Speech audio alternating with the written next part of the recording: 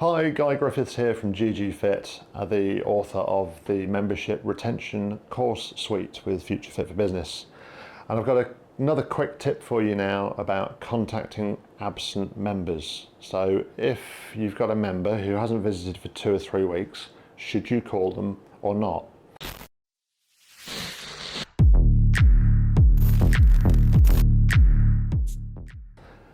And when, which kind of gives you the insight as to whether you should call them or not.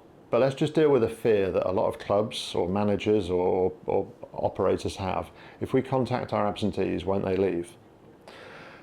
So it depends when you contact them, but the fact is, 1 or 2% of absentees who are contacted may leave.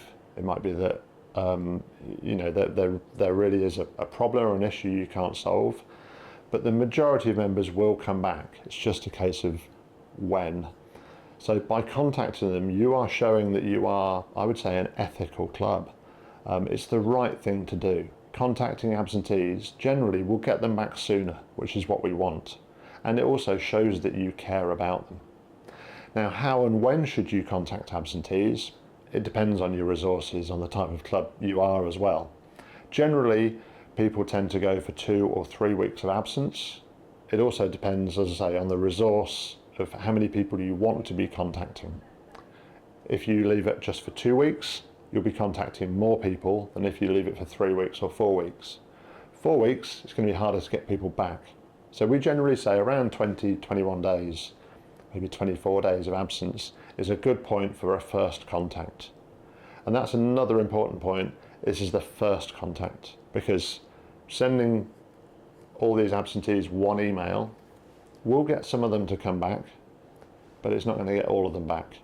So multiple contacts are generally needed, and I would always recommend using multiple different channels to contact these people.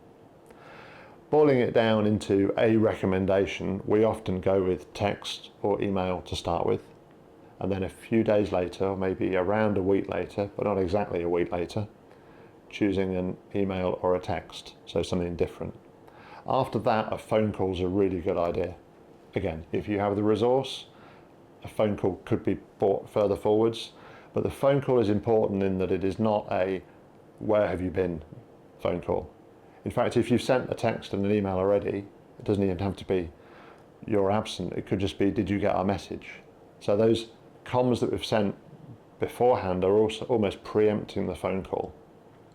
Or whatever other method you use. Some clubs send postcards or letters out to members. The point is, you should be trying all sorts of different channels, everything that you've got available to you. I've had a club recently on a boot camp we did talking about sending WhatsApp voice notes, so video voice notes to members. Really like hyper personal. This was a slightly smaller club. It's not a 5,000-10,000 member leisure trust. But to send a personal voice note to their members is going to be a great way of motivating them, getting them back, or even if not, just showing that you care and that you miss their custom. So contacting absentees is really important by multiple methods, and then, as always with any retention we're doing, looking at measuring the effectiveness of that. So how many people come back within 10 days of the email or the text? How many people that you phone do you get through to and have a conversation with? And noting some of the problems they're having, you'll find out that if you look through all the call logs, and we've done this a few times, the keywords are thank you, sorry, holiday, busy, lazy. The word cancellation or suspension comes way down the list of keywords that come up from those conversations that people have. So you should, in my opinion, reach out to absentees and try and get them back. You should be doing something about it rather than just sticking your head in the sand. And then measuring the effect of that will improve your retention and ultimately will stop people from further down the line cancelling.